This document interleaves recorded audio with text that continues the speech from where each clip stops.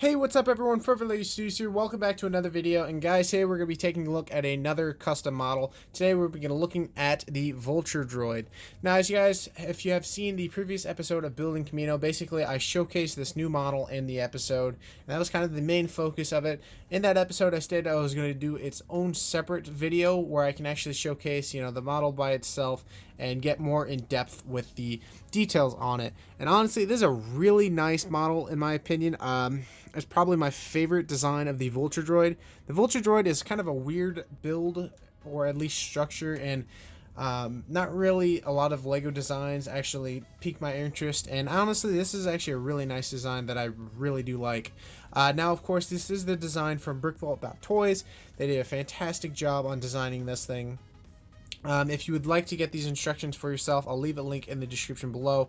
Now, with that being said, in this model contains 262 parts, which is actually a decent amount of parts, especially for a kind of small, compact build. So it's got a nice amount of parts. Now, on top of that, if you do plan on buying the instructions and buying this set, or model, I guess you want to say, for yourself, it is going to cost you around $30 to $40, which again isn't that terrible in my opinion. Like, that's roughly the price of a like the Mandalorian AT-ST fighter sets. I can't remember the exact name of it, but honestly, it's a really nice design for a Vulture Droid.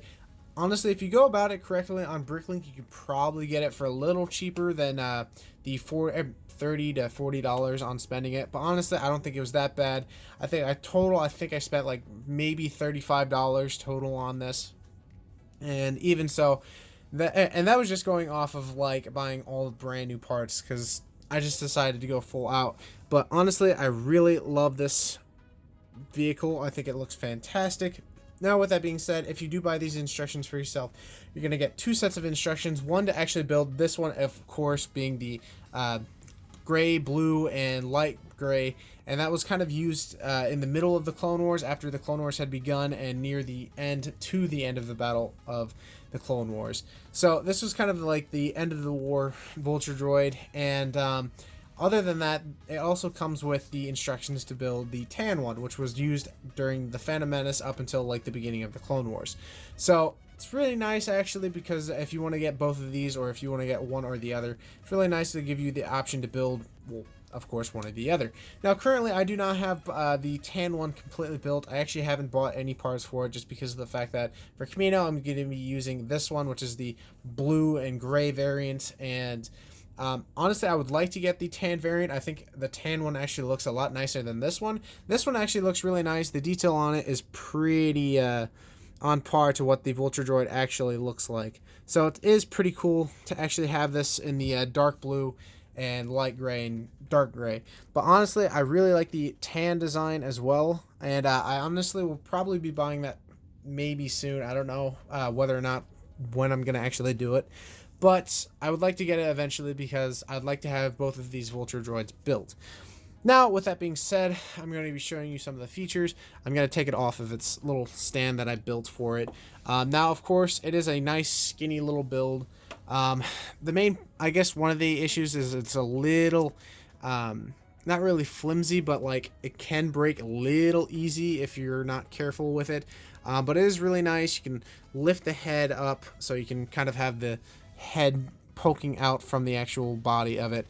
As well as these wings, or I guess what you can call as wings, can attach and detach and have, well, there's what I meant.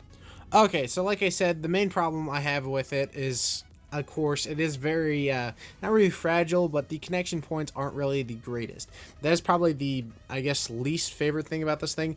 The main connection points are like here, right here, these two plates right there, which isn't really the best, because of the fact that, it's just two plates holding it all together. Now, you do have these two connections right here that are kind of helping the body, but the main connection points are these right here, which, again, isn't like the biggest, I guess, the greatest way to connect everything else.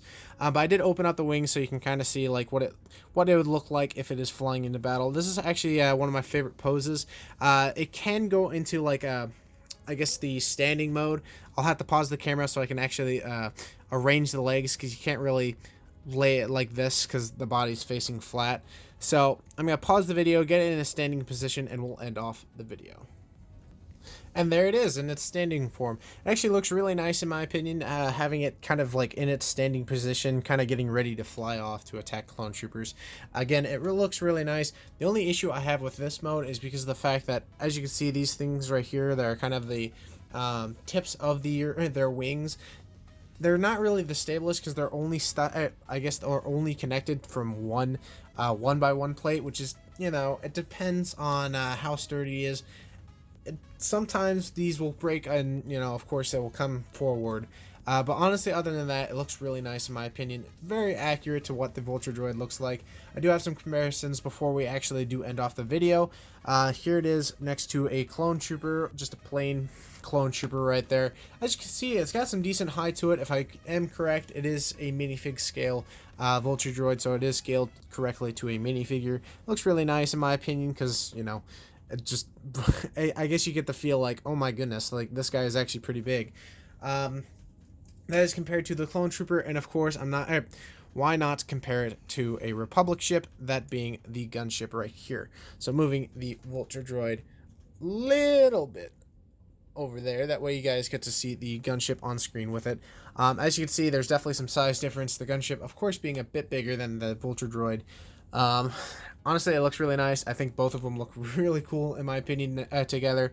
So yeah, that's the comparison. Again, I really hope you all enjoyed today's video. If you did, definitely smash that like button, as well as let me know in the comment section below what you guys think of the Vulture Droid. Again, if you want to, if you thought about getting these instructions and would like to get them for yourself, I'll leave a link in the description to BrickVualt.toys for you guys to check it out for yourself. Again, let me know in the comment section below what you guys think of the Vulture Droid, or this custom Vulture Droid. And if you haven't checked it out on a awesome mod called Kamino, I highly recommend you check out the last episode. And yeah, I think that's going to be it. If you're new to this channel, definitely subscribe. And I think that's going to be it. Hope you all enjoyed, and I'll see you guys in the next video. Bye-bye.